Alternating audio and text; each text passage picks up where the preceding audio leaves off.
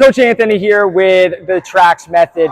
Today we are on the pickleball court talking about acceleration. Now the transition after the serve to get up to the kitchen is extremely important, and it's really difficult to really work that space. And so what we're going to do today is we're going to work on acceleration technique, not that side-to-side shuffle action when you're kind of fighting at the kitchen, but more that front-to-back action that you need to be powerful and explosive so that you don't run the risk of having to sit back and play away from the kitchen. So what we want to do here today, I have a couple of pickleballs just in the way right here in the center court, and those are going to be acting as my cones.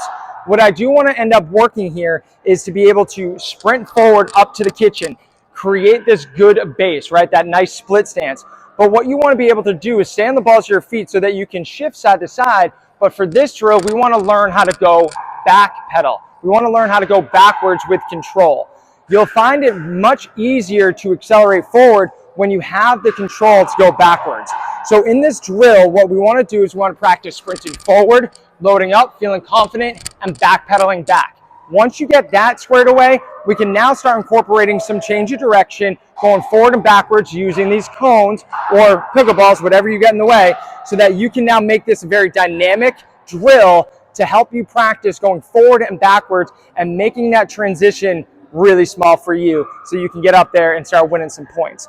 So here, the drill is going to work where you go up to the first one, back pedal back. Always thinking about a good base and working on that good loading, essentially loading up those hamstrings and really firing it through. You can do as many rounds as you want, but as you can tell, I'm loading up the hamstrings and staying really strong, almost bouncy on the balls of my feet, so that I can start learning how to push back. Here is that bonus extra pro tip. When you're going in a back pedal, make sure that your shoulders are over your knees and your knees are over your toes. Because anytime that you start bringing those shoulders back, that's where you're going to fall back, and that's not where I want you to be. So making sure that when you're loading up here at the kitchen, you want to go backwards, shoulders over knees, knees over toes, and then all of a sudden, you can go forward and backwards with no problem. Hopefully that works for you, and work on that acceleration so you can get back from this baseline to the kitchen in no time.